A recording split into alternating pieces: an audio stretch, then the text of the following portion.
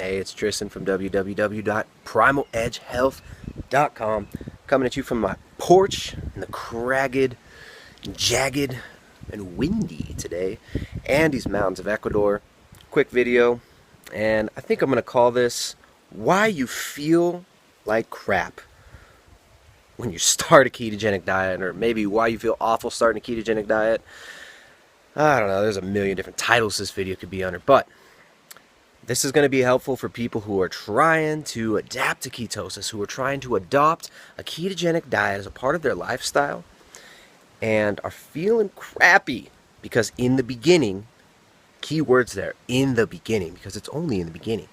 In the beginning, it doesn't feel so awesome to most people. So, when you cut your carbohydrates, when your insulin drops down and your blood sugar gets lower, first of all, you're probably not used to being without carbs for that long, so you're probably not used to being in that lower blood sugar state. Many people who try keto after doing something like intermittent fasting might adapt to it quicker, might be used to that fasted state, used to the generation of ketones for a certain period of the day. Ketones, which are byproducts of the breakdown of fat. Your liver breaks down the fatty acids, turns them into ketones, which your brain can utilize very, very efficiently. Actually, more efficiently than it can utilize glucose. Anyways, in the beginning, a lot of people feel pretty bad when that blood sugar starts to drop down. When your body starts to get into ketosis, it drops a lot of water weight. So a lot of people that start keto, they're like, dude, I lost 5 pounds in like 6 days. This is amazing. First of all, not all of that is fat, but don't get discouraged. Most of that is water weight. Most of the inflammation in our body is surrounded with water, so a lot of that inflammation is actually leaving, which can be a great thing. Hey, when you're very overweight, 5 pounds is 5 pounds. 5 pounds less that you got to carry around on those bones, that you got to support with your ligaments and connective tissue, that's 5 pounds less that you got to lug around. So congratulations on the first 5 pounds. Unfortunately, most of that will be water. So when your body dumps water weight, in the absence of insulin, your body, for whatever reason, decides that it needs to excrete sodium. With that sodium goes the electrolytes, the other electrolytes, magnesium and potassium. So, keto flu, the feeling of lethargy, when people get headaches, when people feel nauseous in the beginning, when you feel low energy, you just don't feel optimal, that is loss of electrolytes. Plain and simple, that's what it is. Your body's not used to making ketones yet. Your body is used to running off of glucose. You've deprived it of that glucose, and the hormonal processes that happen naturally in the body cause your body to dump some water weight. Now, if you want to feel better, and hopefully most of you already know this before you start a ketogenic diet, but a lot of people start keto, they jump right on it, they hear about it, they hear how awesome it can be for fat loss, for mental acuity, for balancing your body in general. The ketogenic diet can be incredibly powerful, especially the cognitive enhancement effects, the increased GABA production in the brain, which makes you feel more calm, more cool, more, I wouldn't say sedated, but it makes you feel calmer. Anyways, if you want to bypass this, if you want to not feel like crap, get your electrolytes in check. The first and most important electrolyte, the easiest one to take care of, is sodium. So if you're feeling low on energy, got a headache, just feeling drained, first of all, you got to increase your sodium intake on a ketogenic diet. Now, most individuals are going to need about 5 to 7 grams of sodium per day. So if you're using MyFitnessPal, sitting there plugging it in on your phone all the time, which I don't do that myself. I don't mind if people want to do it, if they want to use that to track. It's not the most accurate. It's pretty accurate. Kind of the best program we've got these days. But if you're using MyFitnessPal, make sure you're getting sufficient sodium, 5 to 7 grams. Now, on top of that, you're probably going to want to add some more salt to your food, maybe heavily salt your food. And when I say salt, I mean an unrefined salt. So use something like a sea salt, Bolivian rock salt. A lot of people are really into the Himalayan rock salt. There's actually nothing really special about the Himalayan pink salt. A lot of people say, oh, it's got potassium in it. It might have trace amounts of potassium, but the amount of potassium you need far exceeds what that salt is going to give you. Although it's far better than a Morton salt or a refined pure sodium chloride, which you would never find in nature anyways. So go for a whole unrefined salt. And for most individuals, on top of what you're already salting your food with and what you're getting through your food, adding like a half a teaspoon a day of salt and just maybe taking it down in a quarter teaspoon increments a couple times a day can be really, really helpful. If you're feeling lethargic, if you're feeling like crap, sodium should be the first thing you try, the first line of defense. Now, the other electrolytes, magnesium and potassium, can be a little bit more difficult to get dietarily. So, for most individuals, the avocado will probably be king of your potassium sources. Avocado, also spinach, has a significant amount of potassium. So you need to increase your potassium intake. Now, some people utilize salt substitute. It's like a refined product. It's called no salt in some places, but it's potassium chloride. And this is a product made for people who, usually people who have very high blood pressure, are very sensitive to salt, and are not able to eat significant amounts of sodium dietarily. They'll use that.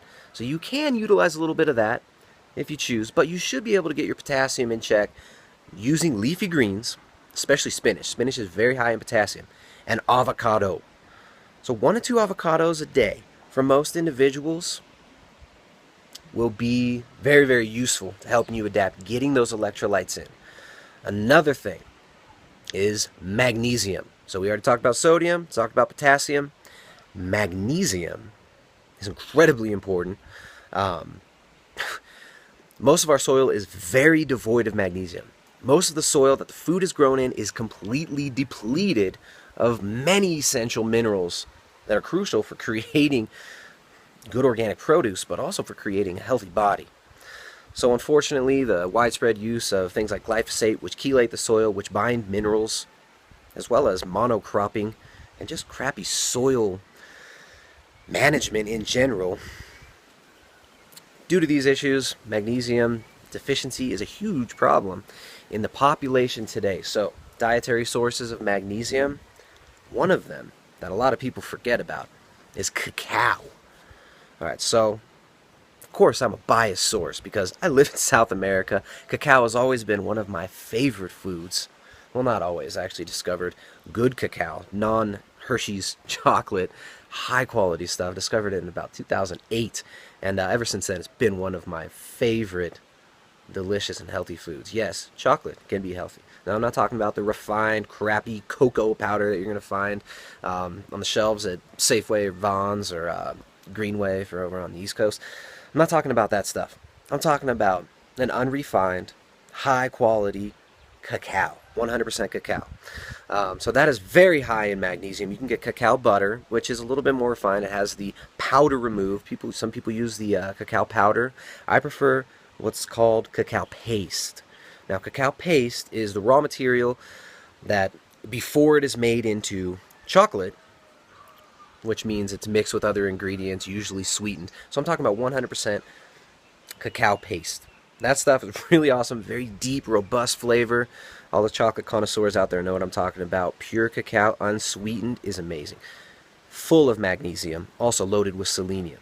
So that's one source that you can get magnesium from. But in a lot of cases, it might be beneficial to actually utilize a magnesium supplement. So maybe using like 200 milligrams 3 times daily of something like a magnesium glycinate. Glycinate, which is a form of magnesium that will be preferentially used by muscle. Another form that you might want to use could be a magnesium L-threonate, which will be primarily used by the brain. Magnesium chloride, aka magnesium oil, which you can make by buying bulk magnesium chloride, mixing it with water. You can apply that to your skin, and actually transdermally, for a lot of people, transdermal application of magnesium might be the best way to go.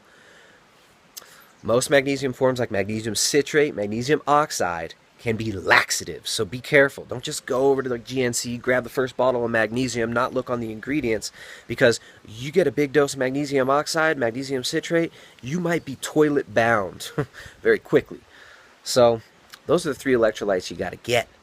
Now, another way to go about this would be to utilize something like bone broth, grass-fed bone broth, you can actually, a lot of people buy like bouillon cubes, which are very high in sodium. I'm not so into that. I would rather have people utilize a homemade, or you can get actually store-bought bone broth in a lot of places. There's actually a famous restaurant in New York City of a guy that just does bone broth, strictly broth. So bone broth is very popular these days for a reason. So not only does bone broth have a significant amount of sodium, it will also get you some magnesium, potassium as well, but it's also got some very, very important amino acids, like glycine, which will help the liver to function, help detoxify the liver, proline. Now, these things are, glycine and proline are very, very good, very, very crucial for creating healthy connective tissue. The collagen in there will be very, very helpful as well for supporting connective tissue health. And it's a pretty awesome way to go about using the entire animal sustainably. So bone broth is actually becoming very popular now, and unfortunately, unfortunately for consumers of bone broth, bones are becoming highly sought after. People are like fighting over bones at the Whole Foods butcher. So talk to your local butcher, see if you can get some local grass-fed bone broth, or some local grass-fed bones rather. Make yourself some bone broth, and that can help as well. So to reiterate, the reason you feel like crap when you're starting keto is not because keto sucks. It's not because it's broken. It's not because it doesn't work. It's because the adaptation phase takes time. The first few days can be really rough. Most people feel significantly better after a couple weeks. Most people feel significantly better after a few days. Most people feel kind of a switch where they're just focused, feeling awesome, having energy throughout the day and mental clarity. Most people feel that within a few weeks. The deeper adaptation to ketosis does take time. The longer you put into the pathway, the more you can get out of it. So the reason you feel like crap in the beginning on keto, your electrolytes are off. Get those electrolytes in check. Make sure you're getting 5 to 7 grams of sodium per day. Might be more for some individuals. If you're sweating a lot, if you're doing saunas and stuff like that, back off while you're adapting. You don't want to be losing so much water so fast. So anyways, this is Tristan from www.primaledgehealth.com. Hit us up at the website. If you want coaching, hit us up at the coaching section. We still got the 1 kilo bags of maca. Huge response on that. A lot of people are coming back and buying more because they realize how freaking awesome it is. So you can find the free maca ebook. I'll put the link below again. One of my favorite adaptogens, straight from the Andes to you.